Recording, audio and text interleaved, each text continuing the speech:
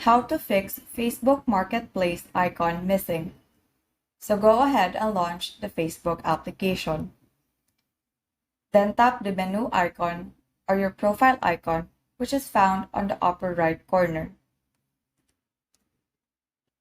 Then tap the gear icon, which is also located on the upper right corner. Then under Preferences, you will see this option navigation bar.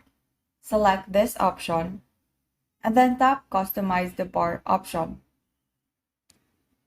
So in this page, you will find a variety of shortcuts, and one of which is the Marketplace shortcut. So to add this to your navigation bar, just tap the drop-down arrow button beside Marketplace, and then select the Pin option.